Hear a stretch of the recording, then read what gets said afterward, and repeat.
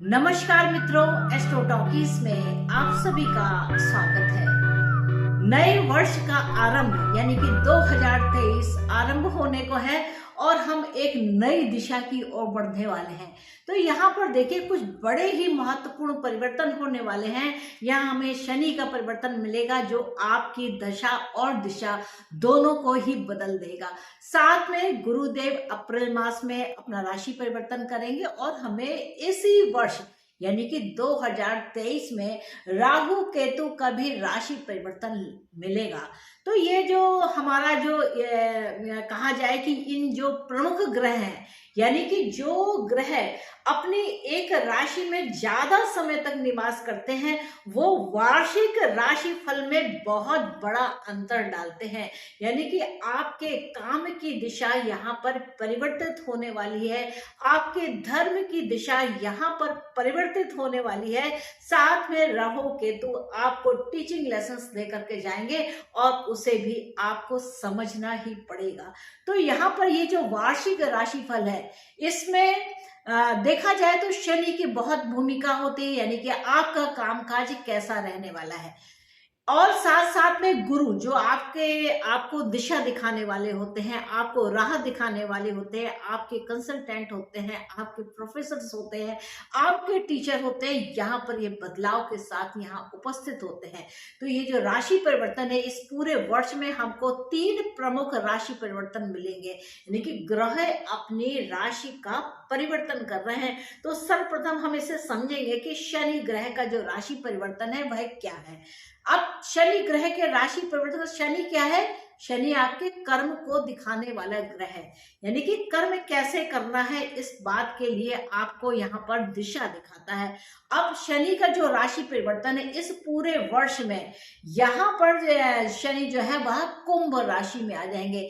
यानी कि नया वर्ष जब हमारा आरंभ हो रहा है, इसे आप कहिए 17 जनवरी से कहिए या 26 जनवरी, यानी कि शनि की जो चाल है वो इतनी स्लो होती है, वो धीरे धीरे मूव करता हुआ चलता है। तो 17 जनवरी से यह आरंभ हो जाएगा, 26 तक यह पूरी तरीके से कुंभ राशि में प्रवेश कर जाएगा।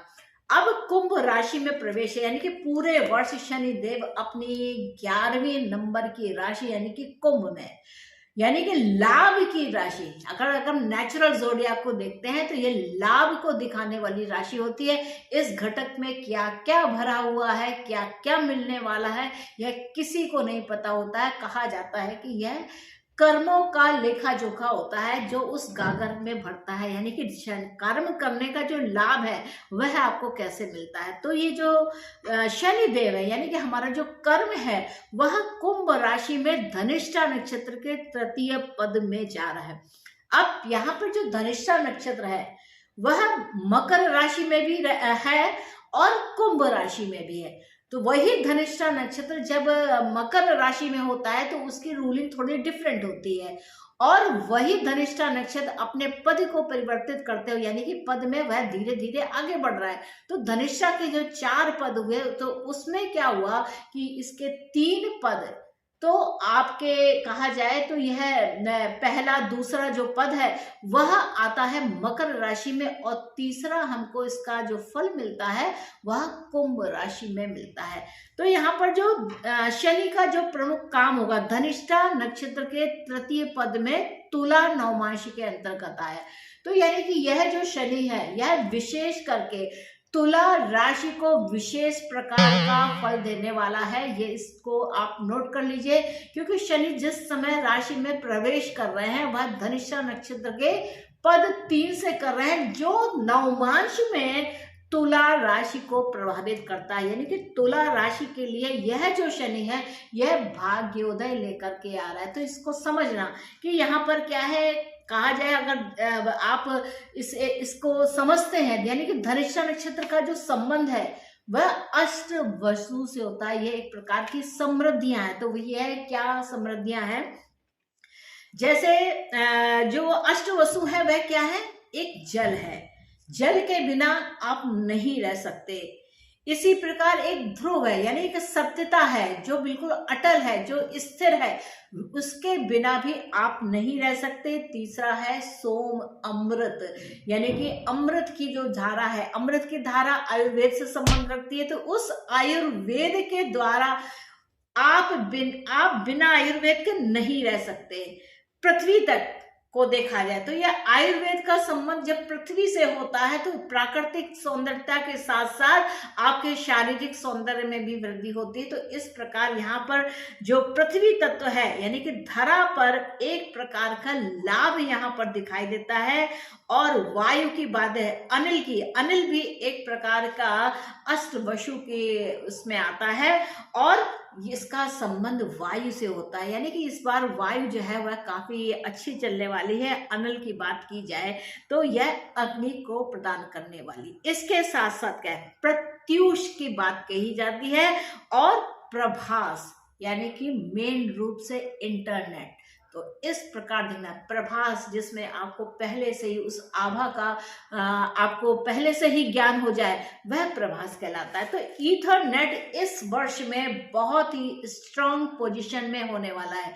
ईथरनेट का मतलब है, अगर हम अगर देखें, अगर हम सामाजिक व्यवस्था को देखते हैं तो यहाँ पे कम्युनिकेशन का जो माध्यम है वह बहुत तीव्रता के साथ यहाँ पर ग्रो करने वाला है इस वर्ष में। इसका जो कहा जाए कि जो इसका प्रभाव है वह हमें दिखने लगेगा, जैसे 5G टेक्नोलॉजीज आ रही है। तो ये चूंकि कुंभ जो राशि है वो राहु से संबंध रखती है और शनि से भी संबंध रखती है।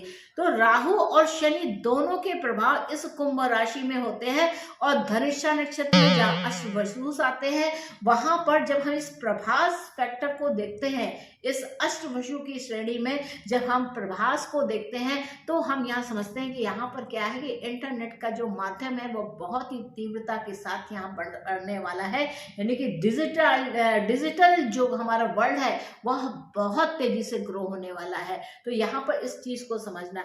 इसके अलावा जो नामाक्षर है, समझना, अगर आपका नाम गु से है तो समझना, क्योंकि जो इसमें चरणाक्षर है वह गा गी गु गे है। तो ये जो धनिष्ठा नक्षत्र का तृतीय पद है, इसमें गु नाम, आप समझना, जैसे गूगल हो गया या गु नाम से कोई भी कंपनी हो गई, गु नाम से कोई भी नाम हो गया, गु नाम से कोई भी शहर हो गया, तो इस प्रकार जो भी गु नाम से उसमें वहां पर विशेष प्रभाव पड़ने वाला है। यानी कि जैसे गूगल जैसा जो आपका सर्च इंजन है, यह बहुत ही ज्यादा नए तरीके से यहाँ पर काम करने वाला है। तो यहाँ पर समझना कि ये जो पूरा विस्तार होने वाला है, यानी कि इंटरनेट का जो वर्ल्ड है वह बहुत तेजी से विस्तार लेने वाला है। डिजिटल वर्ल्ड बहुत तेजी से ग्रो हो जाएगा इस वर्ष में।